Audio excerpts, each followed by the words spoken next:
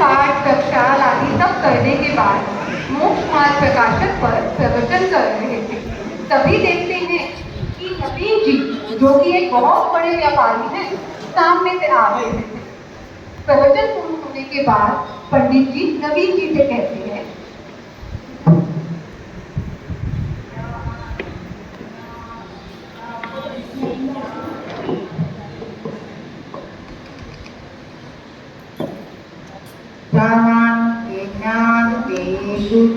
कालो सोपानी मंदन नवो सदा दे जबूदो।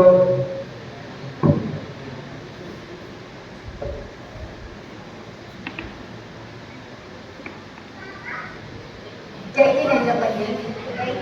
जय श्री। बस मैं बढ़िया हूँ। कहाँ हो आजकल? आप तो दिखते ही नहीं। आप तो मंदिर पे दिखते दिखते पते बेटा, आपको रेगुलरली आना चाहिए। पंडित जी, आप जो बोल रहे हैं वो सही तो लगता है, लेकिन इस संसार में अपने परिवार के प्रति भी तो कुछ रिस्पॉन्सिबिलिटी है हमारी। पंडित जी, मन तो बहुत है मंदिर आने का, स्वाध्याय करने का, लेकिन हमारे पास टाइम ही कहाँ है। इन्होंने सही कहा पंडित जी, हम सुबह से शाम लेकर इस संसार चक्र में उलझते रह गए हैं।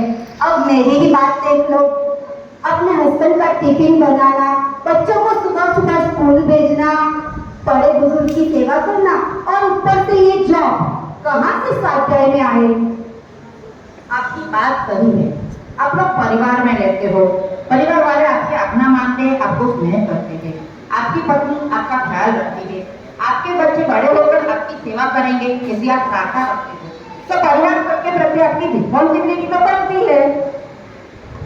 इसीलिए तो पंडित जी मैं आपके स्वाध्याय में नहीं आ पाता हूँ, और कभी कभी तो मंदिर जी भी नहीं आ पाता हूँ।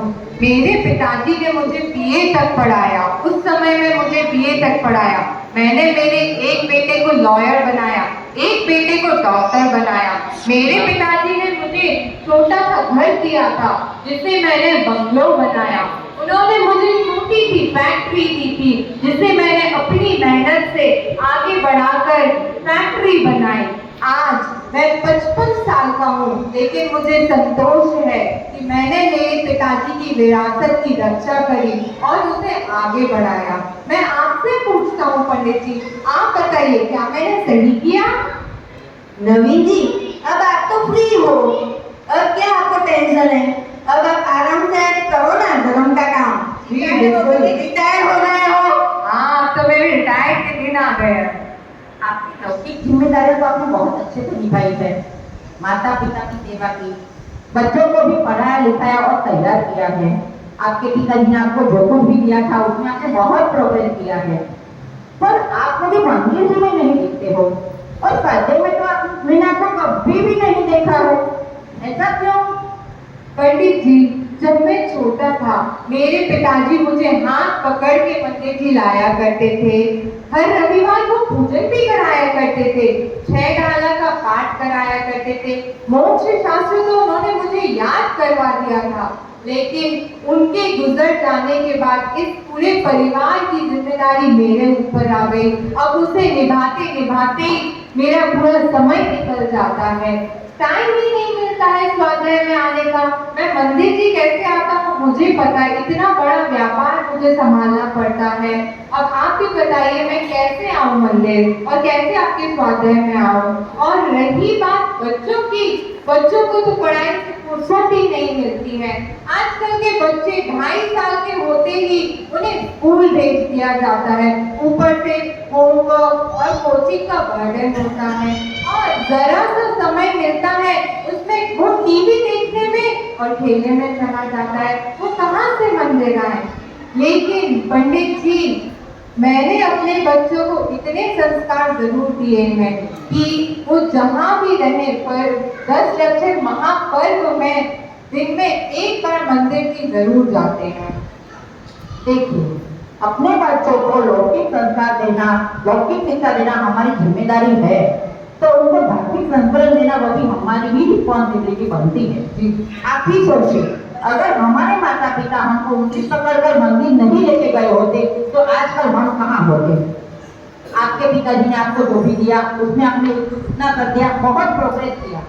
आप भी कहते हो कि आपके पिताजी आपको मंदिर लेके जाते थे, स्वाध्याय पूजन करवाते थे, तो आपके गणित के हिसाब से आपको अपने बच्चों को रेगुलरली रोजाना मंदिर लेके जाना चाहिए था, उनको पूजन और स्वाध्याय कराना चाहिए था और बहुत समाज की चीजें भी याद करानी चाहिए थी।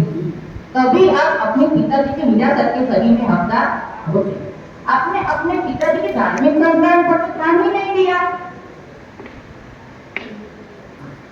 पाप की दिवाली बना दी और पुण्य का दिवाला ही निकाल दिया आपने। पंडित जी, हम तो अभी तक पापमय ही जीवन जीते थे और बच्चों को भी धर्म के संस्कार नहीं दिए थे, लेकिन सच्ची संपत्ति और धर्म के संस्कार देना भी हमारी ही जिम्मेदारी है। जैसे संपत्ति आप देते हो, वैसे धर्म के संस्कार भी देना हमारी ही जिम्मेदारी होती है। अरे भाई, हमने तो कभी इस एंगल से सोचा ही नहीं। हम अपने बच्चों को अभी धर्म के संस्कार नहीं देंगे तो वे तो जैन धर्म से विमुख हो जाएंगे। अज्ञानता के बस वे कुगुरु और कुसंगति में पड़ जाएंगे। सही और गलत का उनको कोई फर्क समझ में नहीं आएगा। हाँ पंडित जी, अब मुझे समझ आ रहा है कि मैंने क्या गलती की है। मैंने मेरे पिताजी की विरासत का सही से आदर नहीं किया है। अब से मैं ये नियम लेता हूँ कि मैं रेगुलरली मंदिर आऊँगा और आपका स्वाध्याय अटेंड करूँगा। मैं तो करूँगा ही और साथ में अपने बच्चों को मोटिवेट करूँगा कि वो भी मंदिर जी आए और स्वाध्याय में आए, जिससे वो भी अपनी नेक्स्ट जनरेशन को विरासत में जिन धर्म के संस्कार देते हैं। बिना संस्कारों के संपत्ति पतन का कारण बनती है। अपना जैन धर्म जो अनादि अनंत है, शाश्वत है और सनातन है, वो हमारी धर्मों की धरोहर हमको अपने पूर्वजों से मिली है। वो धरोहर को अपने बच्चों को विरासत में देना, संभालने के लिए वो हमारी रिस्पॉन्सिबिलिटी है। हमारे बच्चों को जैन धर्म की सही शिक्षा देना और उनको मंदिर में आने के लिए, नित्य देव दर्शन, स्वाध्याय और पूजन के लिए मोटिवेट करना, उनको उत्साहित करना, वही हमारा नैतिक कर्तव्य है। तो चलो आओ, आज हम सब मिलकर नक्की करते हैं कि हम अपने बच्चे को रेगुलर मंदिर और स्वाध्याय में लेके आएंगे। जय जिनेंद्र।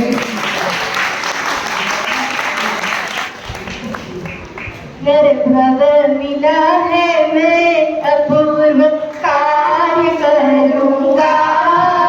पाया जिन शासन अनुभव का अभाव करूँगा। है मेरा निश्चय, है सम्यक निश्चय, है मेरा निश्चय, है सम्यक निश्चय।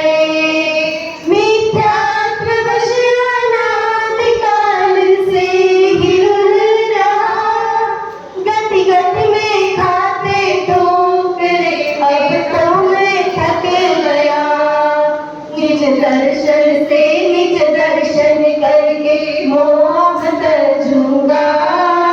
पाया जिन शासन अनुभव का अभाव करूंगा। है मेरा निश्चय, है सम्यक निश्चय। बल से रहित भगवान अंतर्वाणी दिखाया। भगवान सहज विश्वास जगाया। निज के आनंद से ही निज में तृप्त रहूंगा। पाया जिन शासन अनुभव का अभाव करूंगा। है मेरा निश्चय, है सम्यक निश्चय, है मेरा निश्चय, है सम्यक निश्चय। जय जिनेंद्र, આજની પ્રસ્તુતિ માટે પંડિતજીને કહીશ કે 1-10 શબ્દ કે